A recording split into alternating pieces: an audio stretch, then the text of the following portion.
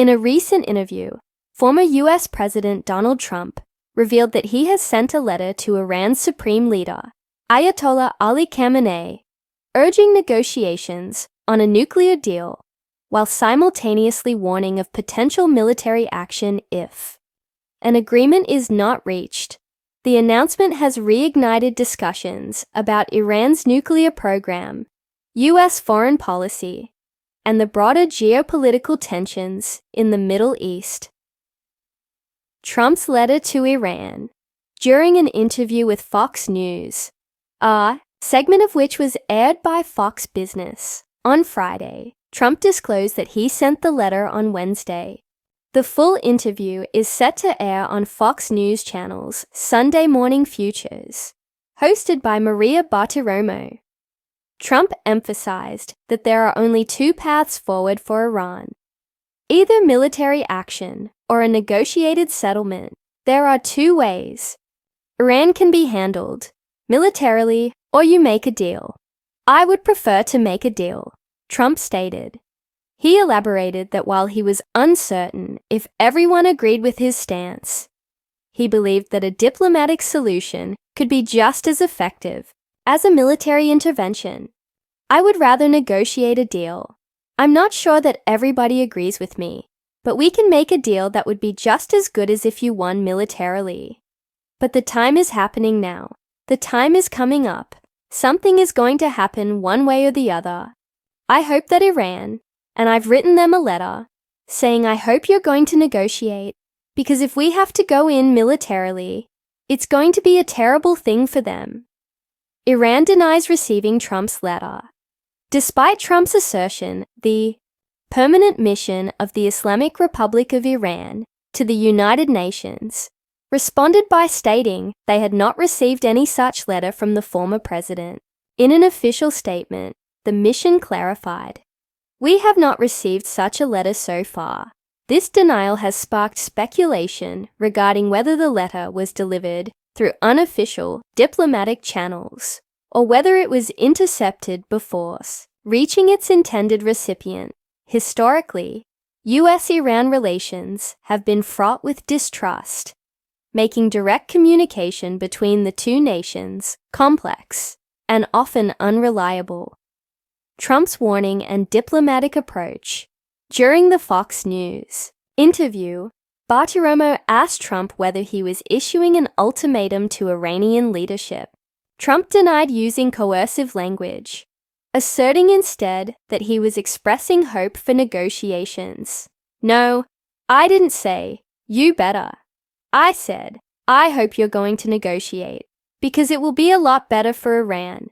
I think they want to get that letter. The other alternative is we have to do something, because you can't let them have a nuclear weapon." Trump's remarks suggest that his strategy involves a mix of diplomatic overtures and strong deterrence. His comments reflect a continuation of his administration's maximum pressure campaign against Iran, which included severe economic sanctions and diplomatic isolation aimed at forcing Tehran back to the negotiating table. A history of attempted diplomacy. This is not the first time Trump has attempted to communicate directly with Iran's leadership. In 2019, with the assistance of then-Japanese Prime Minister Shinzo Abe, Trump sent a similar message to Khamenei. However, the Iranian leader publicly rejected the offer, stating that he saw no value in negotiating with the US under Trump's administration. During his presidency, Trump withdrew the United States from the 2015 Joint Comprehensive Plan of Action, JCPOA, commonly known as the Iran nuclear deal, which had been negotiated by former President Barack Obama. He argued that the deal was flawed and did not adequately prevent Iran from developing nuclear weapons. Instead, Trump's administration imposed stringent economic sanctions on Iran, crippling its economy and increasing hostilities between the two nations. In response, Iran gradually stopped complying with the nuclear deal's restrictions, expanding its uranium enrichment program and reducing transparency with international inspectors. This escalation heightened tensions, leading to military confrontations, including the U.S. drone strike that killed Iranian General Qasem Soleimani in early 2020. Potential consequences of Trump's recent letter, whether received or not, comes at a crucial time for U.S.-Iran relations. If Iran ignores or rejects the offer for negotiations, it could further strain diplomatic efforts. Alternatively, if Iran responds positively, it may open the door for future discussions, although significant obstacles remain. There are several potential outcomes following Trump's latest outreach, diplomatic engagement. If Iran acknowledges the letter and expresses willingness to negotiate, it could set the stage for renewed talks on a modified nuclear agreement. However, deep-seated mistrust and Iran's past rejection of Trump's overtures make this outcome unlikely. Standoff. If Iran dismisses the letter, relations between the two nations will likely remain tense, with the possibility of further sanctions and economic pressure from the U.S. military escalation. If diplomatic efforts fail and Iran continues to expand its nuclear program, the risk of military confrontation increases. Trump's warning suggests that military action is not off the table, reinforcing the volatile nature of the situation. Reactions from the international community. The international community has closely watched U.S.-Iran relations, with European nations expressing concerns about the potential for conflict. Countries such as France, Germany, and the United Kingdom, which were signatories to the original Iran nuclear deal, have urged both nations to return to diplomacy and avoid further escalation. Russia and China, both key players in global nuclear negotiations, have also weighed in on the matter.